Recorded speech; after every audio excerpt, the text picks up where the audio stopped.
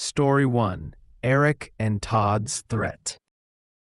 My name is Philip, and this happened when I was 15, in the first house I lived in with my family in Raven Hollow. We were never close to our neighbors, especially their two kids, Eric and Todd. My younger brother James and I barely spoke to them, maybe once or twice in all those years.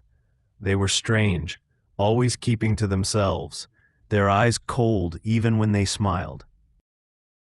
One day, while James and I were shooting hoops in the driveway, Todd came over. "Are you really moving?" he asked, his voice flat. I nodded, keeping the conversation light. Then he invited us to join him and Eric the next day to shoot a pellet gun by the creek in the woods nearby. It was the weekend, and I had nothing better to do, so I agreed. James tagged along at the last minute, and Eric didn't seem to mind. The next evening, they showed up at our door, carrying a duffel bag. Their faces were serious, almost too serious, like they were hiding something. We didn't tell our parents. We just slipped out into the fading light. The woods felt wrong, the air thick with the smell of damp earth and decay. Without a word, Todd dropped the bag, and Eric snapped a branch off a tree, tossing it into the creek with a violence that made my stomach turn. James and I exchanged a look. Todd pulled 2 pellet guns from the bag and handed them to us. I thought it was a game, but when Eric started firing at the trees across the creek, the sharp crack of real shots echoed through the woods. My heart raced with a mix of anger and fear. I snatched the gun from James's hands, threw both back into the bag, and told them we were done. Eric stopped shooting, and they both glared at us, their faces twisted with rage. Todd spat insults as we walked away. But I knew then they were dangerous, reckless in a way that chilled me. That night, I woke up freezing. My bedroom window was open, the curtains fluttering like ghosts. As I reached to close it, I felt something cold press against the back of my head. "Don't scream," a voice whispered. It was Eric. "If you tell anyone, especially my dad, I'll kill you and your family." I nodded, my voice barely a whisper as I said, "Okay." He pressed the gun harder, then slipped out the window into the night. From then on, every night I'd see Eric and Todd outside my window, watching me and James. Their stares were empty, predatory. A week before we moved, I heard a stone hit my window. Eric was below, aiming the gun at me. I dove to the floor as they laughed, their voices sharp with cruelty. We never spoke of them again, but I've never forgotten the weight of that gun or the feeling of being hunted. Story 2: Charles and Margaret's Secret. Years later, my wife Martha and I moved into a house in Raven Hollow, next to a vacant property that had sat empty for months. Then Charles and Margaret arrived, middle-aged, polished, and too perfect. Charles, with his neat gray hair and disarming smile, was an ex-lawyer. Margaret, petite with soft brown hair, had been a teacher.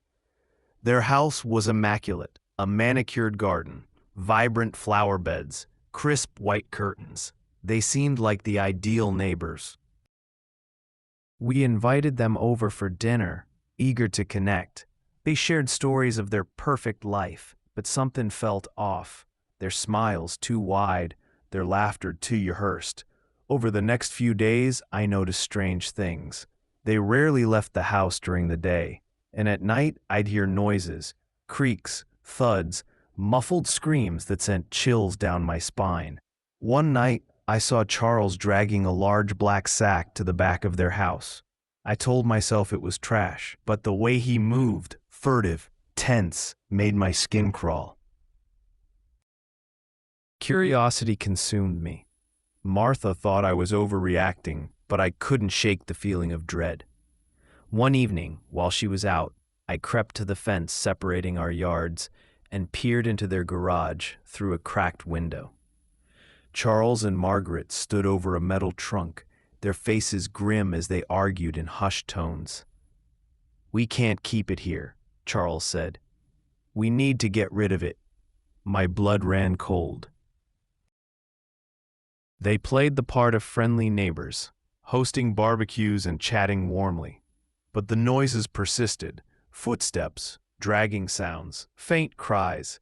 I told Martha everything, and we agreed to watch them closely. One night, I saw them load the trunk into their car and followed them to an abandoned warehouse on the edge of town. Hiding behind crates, I watched as they unpacked black bags filled with cash, fake passports, and a gun. The same cold metal I'd felt years ago. I fled, but the next morning Charles stopped me. "You're a good neighbor, Philip," he said, his voice dripping with meaning. "It's rare to find someone so discreet." His words were a warning. The noises grew louder, more frantic. One night we saw them digging a hole in their backyard.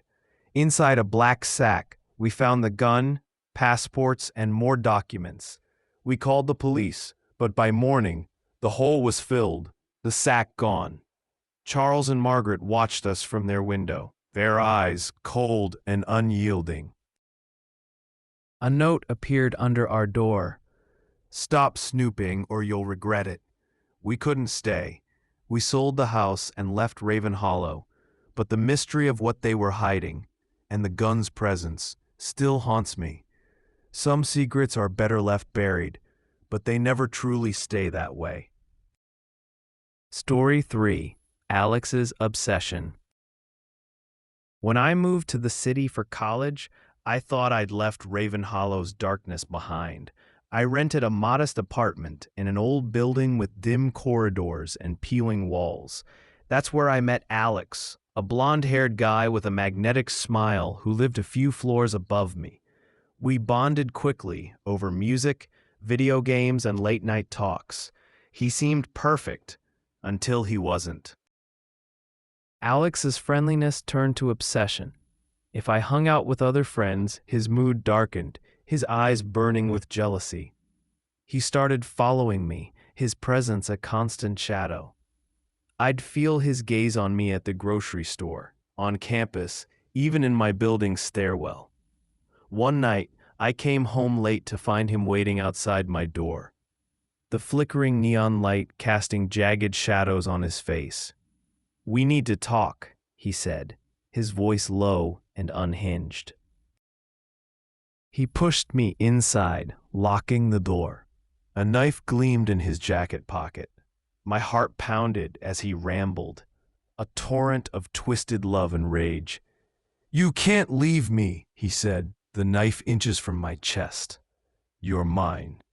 I tried to reason with him, but he was lost in his own madness. Every move I made he mirrored, the knife never wavering. Hours felt like days, the air thick with his desperation. I convinced him to let me answer a call from my mom, promising not to say anything. She sensed my fear, and soon the police arrived. Alex tried to flee, but was caught. His family blamed me, harassing me with vandalism and threats. I moved again, hoping to escape, but one night I saw him, standing under a street lamp, his obsessive stare unchanged. He'd been released for good behavior, and no one had warned me. The paranoia consumed me. I saw him everywhere, outside my apartment, in crowds, always watching. One night I heard footsteps behind me.